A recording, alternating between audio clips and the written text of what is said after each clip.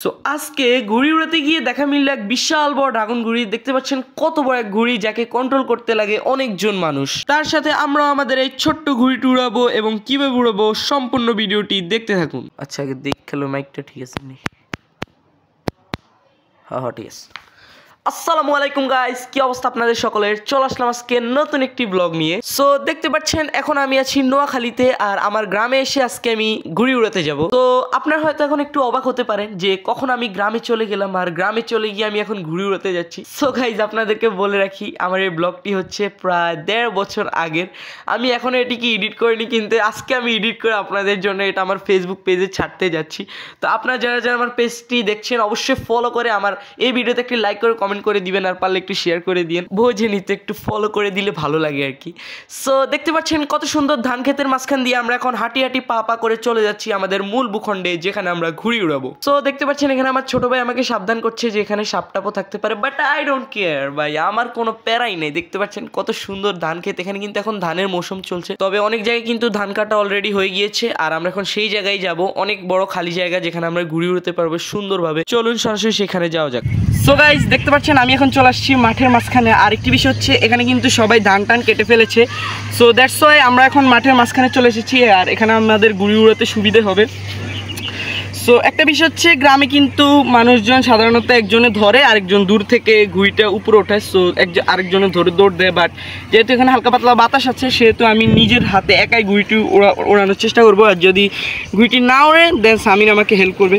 তো চলুন এবার ঘুড়িটি উড়ানো শুরু করা যাক। তো গাইস দেখতে পাচ্ছেন আমি এখন ঘুড়িটি উড়ানোর চেষ্টা করব। আমি এই পাশে দেখতে পাচ্ছেন যেহেতু বাতাস আছে, ঘুড়িটি দেখতে পাচ্ছেন উপরে উঠে গিয়েছে, আর এখন ঘুড়িটি সম্পূর্ণ উপরে উঠে যাবে। গ্রামে কিন্তু একটি সিস্টেম হচ্ছে একজনে ধরে আর আরেকজনে দৌড় দেয় এমনি করে। সো আমি কিন্তু দৌড় দিব না, এক জায়গায় দাঁড়িয়ে ঘুড়িটি উড়ানোর চেষ্টা করবো। আস্তে আস্তে শুতে ছাড়ছি আর ঘুড়িটি কিন্তু উঠছে, দেখতে পাচ্ছেন গাইস। বাতাস ঘুরে সাইড হতে আরো দে। সো গাইস এর মধ্যে কিন্তু আমাদের অলরেডি ঘুড়ি উড়ানো ডান। তো তার মধ্যে আমরা লক্ষ্য করলাম পাশের বাড়ি থেকে অনেকজন মানুষ মিলে কি যেন নিয়ে আসছে। তো প্রথমে বুঝতে পারিনি এই জিনিসটা আসলে কি, পরে আস্তে আস্তে লক্ষ্য করলাম আর রে এটা তো ড্রাগন ঘুড়ি। আমরা ইউটিউব শর্টসে অনেকবার দেখেছিলাম এই ড্রাগন ঘুড়ি, কিন্তু এই প্রথম সামনাসামনি দেখার সৌভাগ্য হলো আমাদের। সো তারা কিন্তু তাদের ঘুড়িটি আনার সাথে সাথে তোড়জোড় শুরু করে দিয়েছিল ওড়ানোর জন্য, আর আমরাও চেষ্টা করছিলাম আমাদের এই ছোট্ট ঘুড়িটিকে আকাশে উড়ানোর। তো বাতাস না থাকা একটু কষ্ট হচ্ছিল, কিন্তু অবশেষে আমরা আমাদের ঘুড়িটিকে উড়িয়েই ছাড়লাম। দেন ঘুড়িটিকে উড়িয়ে আমরা একটা সুন্দর জায়গায় বেঁধে এখন চলে আসলাম ড্রাগন ঘুড়ির কাছে।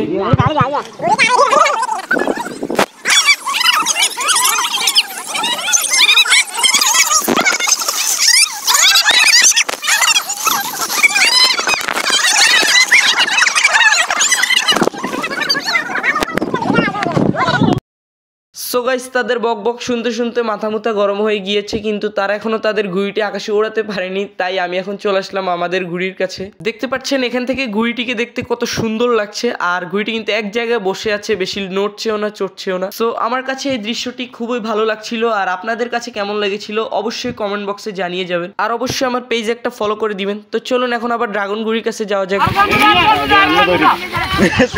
ড্রাগন ঘুড়ি নাই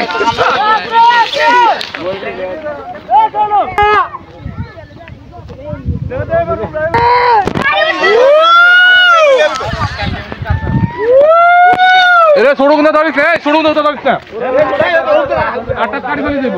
বলা তুই আন জারিস না কাল এ বিটি এই ধর আরে কানলো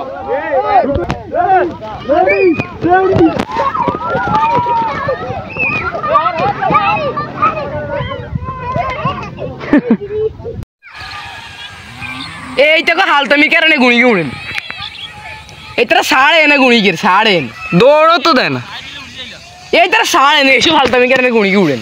সো গাইস দেখতে পাচ্ছেন আমরা এখন ড্রাগন ঘুড়ির কাছ থেকে চলে এসেছি। মানে কি বলবো গাইস, তাদের কর্মকাণ্ড দেখে আমি একদম হতাশ হয়ে গিয়েছি। তারা ঠিকভাবে একটা ঘুড়ি উড়াতে পারছে না, শুধু বক বক বক বক করেই যাচ্ছে। আর উপরে দেখতে পাচ্ছেন আমাদের ঘুড়িটি এখনো কিন্তু উড়েই চলেছে। সো এখন আবার তাদের ঘুড়িটি উড়ানোর চেষ্টা করবে, কিন্তু আবারও ঘুড়িটি পড়ে যাবে। দেখুন এখানে কি সমস্যাটা হয়। ফুলদম করে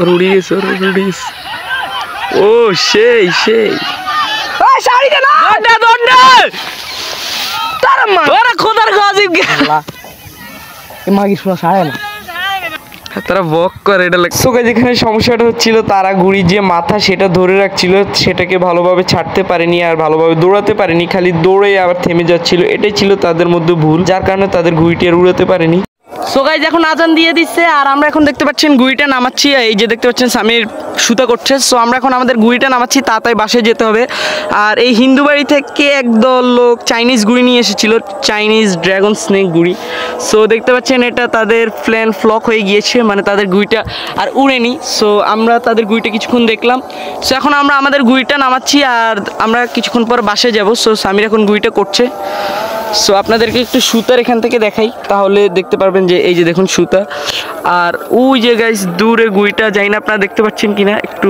এই যে গাইস দেখুন এই হচ্ছে গুড়িটা আমাদের এই যে গাইস এই যে হচ্ছে গুড়িটা সো গাইস আমরা এখন বাসে যাব সো আজকের ব্লগটা ছিল এটুকুই যদি আজকের গুড়ির ব্লগটা আপনাদের একটু ভালো লেগে থাকে অবশ্যই লাইক করে চ্যানেলটা সাবস্ক্রাইব করে দিবেন আর ফেসবুক পেজ থেকে দেখে থাকলে অবশ্যই ফলো করে দিবেন সো আজকের ভিডিওটা ছিল এটুকুই আল্লাহ হাফেজ।